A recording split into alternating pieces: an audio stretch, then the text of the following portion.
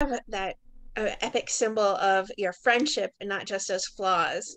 So, what made you guys decide to go out and get your tattoos? And is there a specific meaning behind the location of them, or you just were like, this is where I have space, let's go for it? I think it was more the artist, wasn't it? Because we'd seen there was a particular artist which we really loved her style, and she was working out of a tattoo studio in London, and we'd sort of decided that for what it was going to be, the Enzo Circle, that was she was the right person for the job. And Yeah, about we've also been like different places. So yeah, I got mine here, like on this bit here. I've only got like one of a tattoo, but you guys have got like loads of tattoos, so it was like a big deal. Yeah, Yeah. I've actually got a debut. I actually got a new one the other day that I haven't shown you guys. Oh really? Let's see it. all right, let's Yeah. see it. Whoa! Look at this exclusive. Exactly. Pays to talk late night in England. So Oh, Kim's mum, Kim's mum started doing tattooing, Wow. and I, she did me a bunny rabbit. oh goodness! That's commitment to the rabbit. Not really a tattoo. Are you having his own? No, no, it's real. Exclusive for you all there. What do you guys think? Good? Approved? Band approved? I can't quite figure out if this is genuine. This is a genuine No, reaction. this is You real. think he'd lie to you? I think it's a No, I don't good lie. bold move that only Huss could pull off.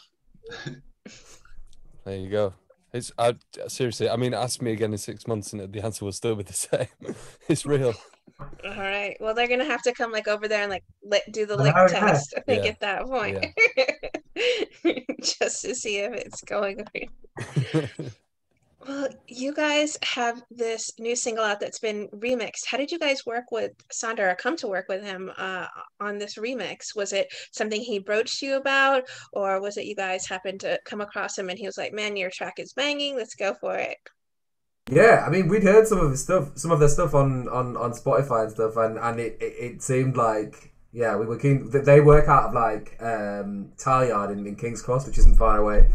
Yeah, it seemed like an obvious thing. They were well up for it, and yeah, it's a completely different type of like I guess genre to what Flawes is. It's always Right? fun. It's kind of like yeah, experiment with different things and. I'm really pleased with how it turned out. Yeah, totally. It's definitely a new direction for the song, but it's wicked to Right. hear that it works in that. And we were all listening to the demo like this. Yeah, I think like some remixes can be fairly close to the original because it's already quite like an upbeat song, and some remixes could be like almost too similar to what the actual song is. So we wanted to take it quite far away from what the original vibe of the song is, and I think yeah, they did a great job. Did you get to hear it first for approval, or did they just release it and you were like, "Man, we lucked out. This is so good." Oh, we got to hear it. We got to hear it. There was a few back and forths, Okay. a few drafts and a few bits, but yeah, got to hear it. Who are some of your musical influences then? If the three of you could talk a little bit about going back to when you were growing up a bit, was there certain artists that really inspired you to become these musicians? Yeah, so I think individually we're very different. Like guitar's obviously my instrument, and I've always been influenced by like the icons of guitaring, like Jimi Hendrix, and after him I went into like more heavy rock like AC/DC and Angus Young, and then eventually found the blues, and I think that's where I started to find my sound a bit with like players like BB King and whatnot. And then I think that combined with pop, and then the other guys having similar like different influences, like Huss loves hip hop, and what else do you love, Huss? Bit of trance. No, not trans. I used to love like Blink-182, Fall Out Boy, pop punk way back in the day. Because it was really fun to play drums to. But yeah, we've all come from very different musical backgrounds, and I think it's definitely you can still hear those influences in Flaw's music, which is pretty cool. Yeah, I mean, I grew up kind of again listening to just anything and everything, and kind of going through phases of like obsessing over like certain artists. I feel like I did a lot of like the discovery, like myself, like growing up. I feel like my parents' like taste in music was just dreadful, So I, it wasn't a case of there was always music in the kitchen. There wasn't. It wasn't that. So it was like, yeah, I had to do it all. So I basically like, as a result, like went through like discovering like I don't know like the Police or something, and then like obsessing over the Police for like a month, and then like discovering like Bruce Springsteen and being like, oh my god, and then just like obsessing. Yeah, I kind of just did that throughout, I guess. Yeah, my childhood. When it comes to songwriting, then do you guys work together to come up with a beat, or is it just lyrics inspire you first, and then you guys come together and work on a melody for it? Yeah, always Changes kind of. every single time. Yeah. Yeah, I mean, sometimes it's like an idea that I kind of come up with on the piano, like a little like I don't know, I'm quite like phonetic with the way that I write. I'm always like about the sounds and like the melody first, and then send an idea over to the guys, and the guys like Freddie will like produce it out and send it out to Huss, put the drums on and work on it, and then I'll kind of like write the lyrics. All of the times, like Freddie will kind of come up with an idea, and send it over to me, and then I'll put like the like melody and lyrics to it, and then we'll kind of build it out. So it kind of like, yeah, we don't always put any rules or like this is how we write songs or this is how we should write songs, but yeah, it's always fun. When it comes to the production side, then, Freddie, are you always the one who has most of a hand in it, or do you kind of have an influence with the producers that you work with?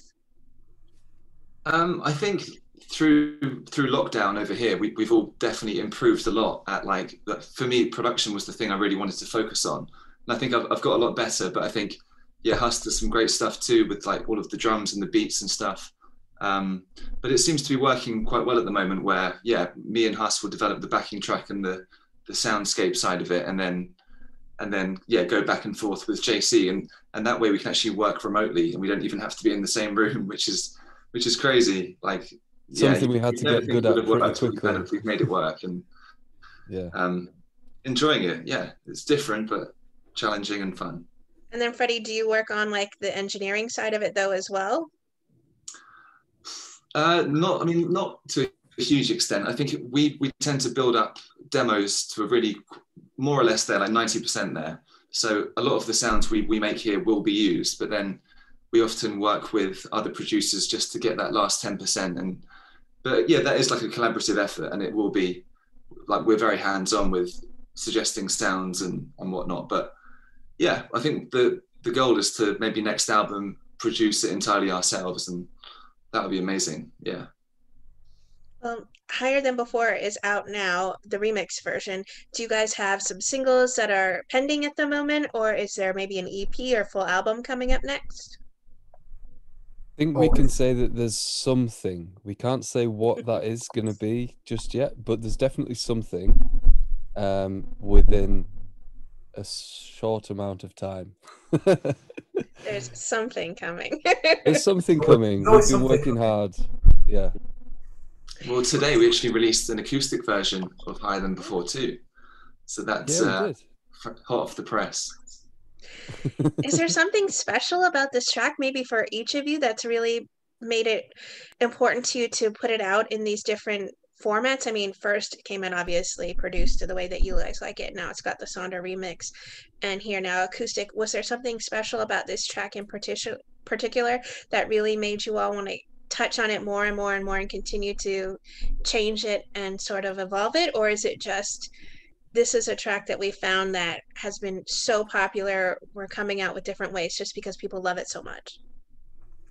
Yeah, I don't know. It was interesting. I feel like the song itself was like, it's the way that it started out was almost like a piano ballad. It was just like a piano and vocal thing, and I guess the acoustic idea was almost like a throw to that. It was almost like a let's just strip it down to its complete bones and like bring it back, and then we ended up just like adding like the like extra little bits of drums and stuff and kind of like rebuilt it, and it was almost like an experiment to see like what would happen. I think like the reception from Mali's fans has been so good too, and it's just felt like there's been like a new kind of group of people that are loving the collaboration side of things between us and her. So we just thought, why not keep it going and release a few more formats while people are liking it.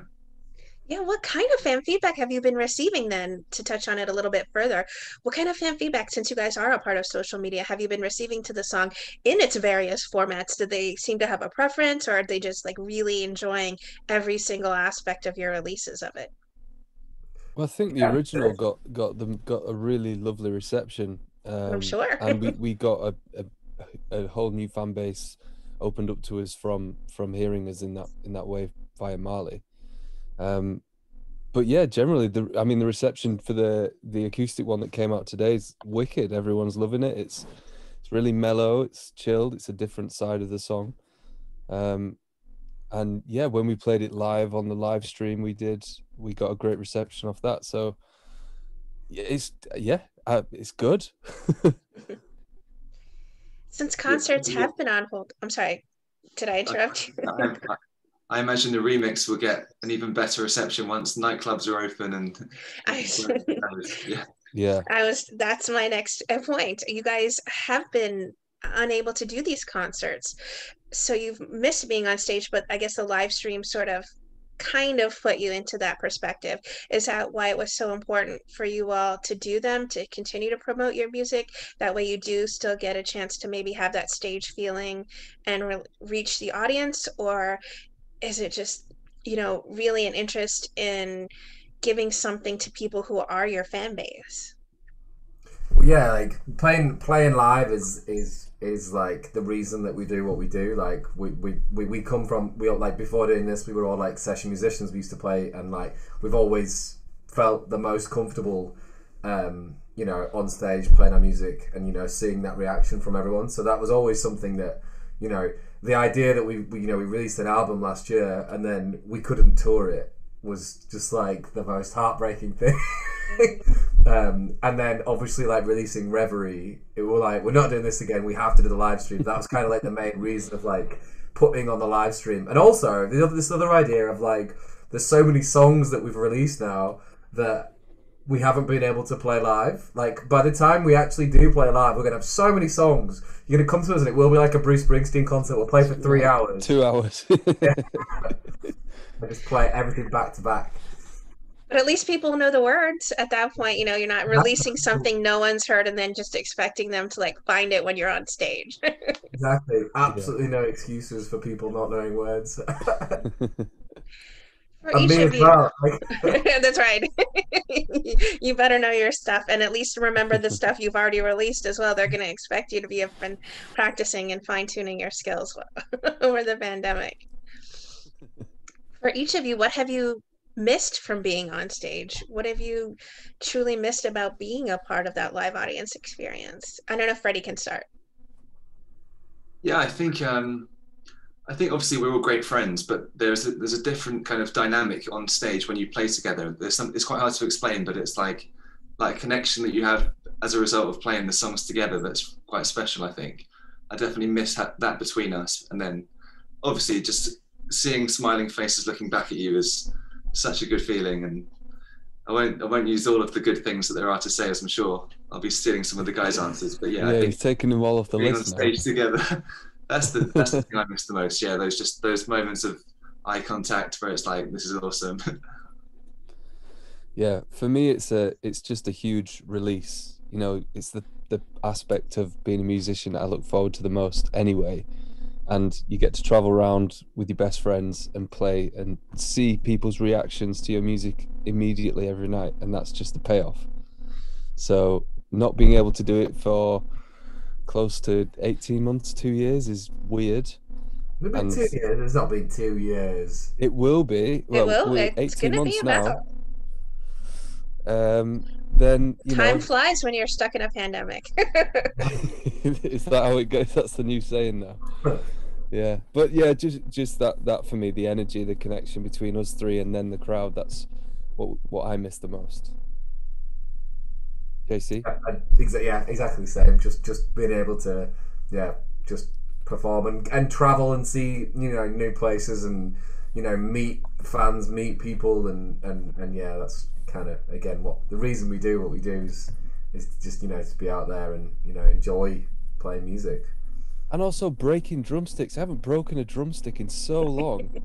Like, What's going on, guys? Don't get that release of energy anymore. I'm really pent up now. So when we go back on tour, there'll be a lot of broken sticks. Pack some extras. Yeah, I will do. I will. Well, Higher Than Before features such a great collab on the remixes. Who would you all love to collaborate with in the future on a track? Whether you have, I don't know if you have a dream collab coming out on this secret project we have coming up, but is there someone you guys each would love to work with on something in the future? JC? Do you know what I was listening to the other day? I was listening to One Republic's album. Is it Oh My Days from a few years ago? And they've got a song with Peter Gabriel, and I was like, my mind was absolutely blown. I was like, oh my god! I was just on a walk and I was listening to it, and I was like, that's Peter Gabriel's voice. I was like, what is going on here? And they've got a song together. My mind was blown. So someone that like, yeah, you just wouldn't expect. And also Peter Gabriel is like quite special to us because like, we listen to Sledgehammer before we go on stage. Like that's like the last song that we listen to before we go on stage, and we all get like revved up, and then it's like, right, time to play a show. So like now, whenever I listen to that song, it does take you back to like that almost like jittery, nervous kind of feeling. So yeah, something like that. Yeah, I mean, I totally concur. That'd be wicked. Let's do a song with Peter Gabriel. Let's link it up. But One Republic have already done it now, so I feel like they did it on their song. This is going to be your version of whatever it is. True. So it's not untouchable, okay, JC? Freddie? Yeah, I think through trying to like kind of improve our production, I've got quite into Charlie Puth, and just I'm so impressed with how good he is as a songwriter, but as a producer as well. And he's worked with like 5 Seconds of Summer and loads of cool bands, and I think that would be awesome just to have his production twists on our music and his voice as well, like a duet would be great. He's known for doing that stuff like in hotel rooms. He will like go in the closet or the bathroom and just like do it while he's on tour. So maybe you guys could coincide with each other's and make a unique production on something to come. Let's do it. Let's put in the call. Well, and then we've also had that collective Nile Rodgers conversation a while ago. That'd be wicked to hear a Flawes times Nile Rodgers, or maybe it'd be Nile times Flawes, but still wicked. That'd be cool to hear. And then we'd obviously get him out on stage, and then Freddie gets his eye contact that he's been dying for. It's a Wembley Stadium kind of intensity going on. Yeah. Back-to-back guitar solos. Yeah. What would you guys like to say then to everyone who are fans and supporters of Flawes? I mean, you guys do have an input with them on social media, and you guys continue to obviously release these tracks that way. And what is it you'd like to say to people who continue to remain fans of Flawes? Just thank you for sticking with us, like, and just to know that like, yeah, as soon as we can, like, play, you know, across Europe, across, you know, to the States, across, you know, further afield, as soon as we're allowed to do so, like, we're there, like, we're totally there. We're on our way, don't worry. We're coming, and there's new music coming, and it's gonna be wicked. I mean, I know what it sounds like, and it's good. So send us a message on the Flawes phone. Yes, that's also another thing. Send a message on the Flawes phone, and you get exclusive content. So how do people send on the Flawes phone, just so I can include it in the interview? Oh, have you got the number? What's the number? If you go into like our Instagram bio and everything, we have the number there. It's like up there in the Instagram. Oh yeah, And is there anything I didn't touch on about your time here working on Higher Than Before that you want to make sure I include in the interview, or do you think I covered this beautiful track well enough for you guys? Yeah, no, that's great. No, all good for me.